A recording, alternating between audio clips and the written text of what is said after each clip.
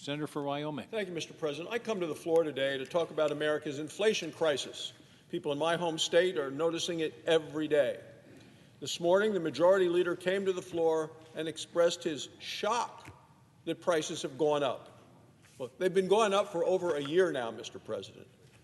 Price increases last year on energy alone cost hardworking families over $1,000 more last year, the first year that Joe Biden was president, compared to the previous year.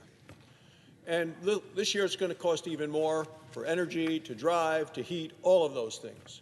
So I'm glad that the Democrats, now coming 14 months into Joe Biden's presidency, are finally concerned about energy prices. But what we're seeing the Democrats offer are gimmicks. So some Democrats want to, they call it a gas tax holiday. Of course, the gas tax is what's used to pay for our roads and bridges, so they want to defund, stop paying for roads and bridges, but then put the gas tax back on right after the election. It's a cynical ploy. Other Democrats say, no, let's not do that. Let's just send everybody more government checks. Well, the Democrats have been doing that, and it's what's caused much of the inflation that we're facing today. Still, other Democrats say, no, let's clamp down on American energy even higher. Okay, they're nice sound bites. We're seeing them, we're hearing them. Those aren't solutions. We know why prices are rising. Prices are rising because supply of American energy is down. We're actually 1.3 million barrels less energy producing now, oil in the United States, than we were before the pandemic. So why is supply down? Well, policies of the Democrats in the House and the Senate, and policies coming out of the White House. Democrats have been in charge of Washington now for a full year, and high prices are really the rotten fruit of Democrat rule. So as I said, we're 1.3 million barrels of oil per day less than before the pandemic. And people say, well, what's caused it? Well, Joe Biden was proud to talk about what's caused it.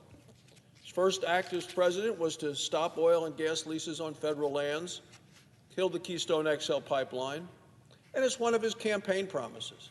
I mean, you can go back and look at the videos of Joe Biden as a campaigner saying, I promise you there will be no new oil and gas in the United States.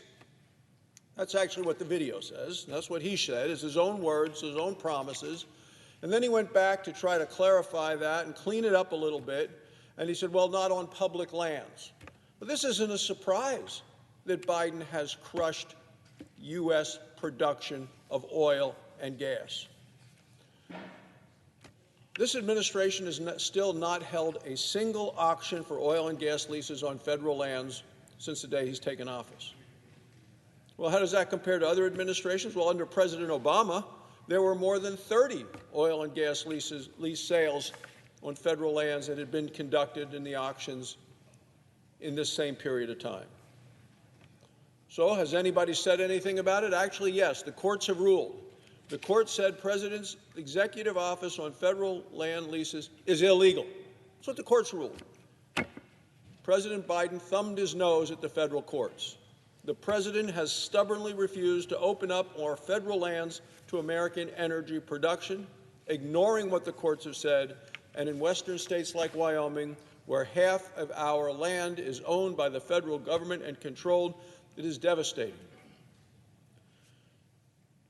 Half of Wyoming is federal land. We are sitting on a treasure trove of American energy. We wouldn't have to be relying on Vladimir Putin or have to be relying on Iran or going hat in hand to Venezuela. We have it here in America, and we do it a lot cleaner than they do in any of these foreign countries run by dictators. When we keep energy buried in the ground, American families get buried in costs. The White House says don't need to open up federal lands. No, the White House says there are oil and gas leases that are not being used. Another soundbite. In reality, most of the leases that aren't being used is because they're tied up in Democrat red tape or Democrat-run lawsuits. Now, there's some that aren't being used because the companies that have the leases can't get the funding to go and do the exploration. Why can't they get the funding? It is the cancel culture of the Democrat Party. We've seen it. Joe Biden's recent nominee to the Federal Reserve wrote in the New York Times that banks, she said, shouldn't lend money to oil and gas companies. Shouldn't do it, period. These are businesses that get loans to do business, and she said, nope, none for you. And a lot of banks listened to her because they thought she was going to be confirmed. Thankfully, that nomination has been withdrawn. Less investment means less production, results in higher prices. This morning, the majority leader standing at that podium over there also said gas prices had gone up at a time when families are already struggling. Well, why do you think they're already struggling? We know why they're struggling. It's because of the inflation caused by this administration and the policies that have been going on for a full year, even though month after month after month the President of the United States said they'd be transitory. Price of gas has gone up. Price of heating your home has gone up. Price of groceries has gone up. The price of nearly everything has gone up. Over the past year, prices have gone up 8%. We're at a 40-year high of inflation in this country. The average family's income cannot keep up with the price increases that we're sustaining since the day Joe Biden took office. Just last month, some of the price increases were the biggest on record. Chicken, lunch meat, baby food, things that people need to buy. Glad to hear that the Democrats are finally admitting the crisis is only going to get worse. Why do they say it's going to get worse? Because the cost of producing things has gone up. Energy prices are up. You use energy to produce things. So the inflation cost for producing things now is actually higher based on the price index for production. It's at 10%. So that says that prices are going to go up because if it costs more to produce things, the price tag has to go up. Food costs continue to go up.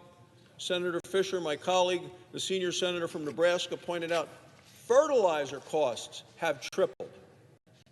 And now Democrats want to make it worse.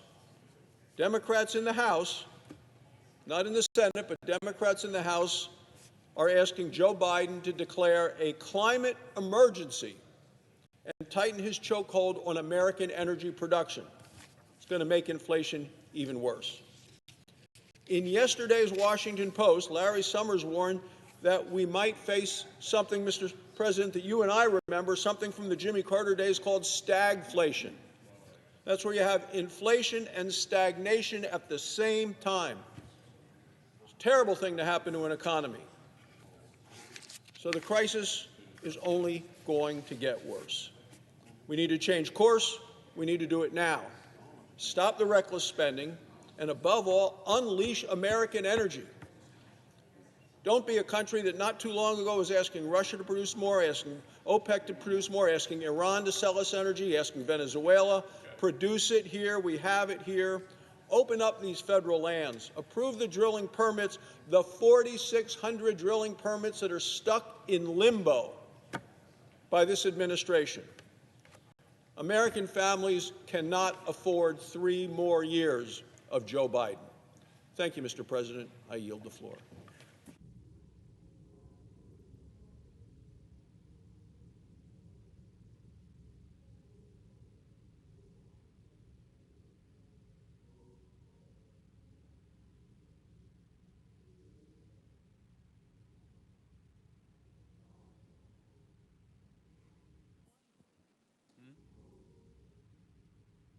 The clerk will report the motion to invoke cloture. Cloture motion. We, the undersigned senators, in accordance with the provisions of Rule 22 of the Standing Rules of the Senate, do hereby move to bring to a close the debate on the nomination of Executive Calendar Number 677, Allison J. Nathan of New York, to be United States Circuit Judge for the Second Circuit, signed by 17 senators.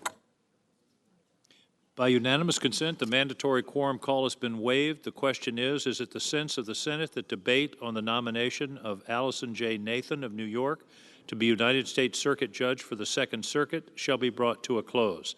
The yeas and nays are mandatory under the rule. The clerk will call the roll. Ms. Baldwin, Mr. Barrasso.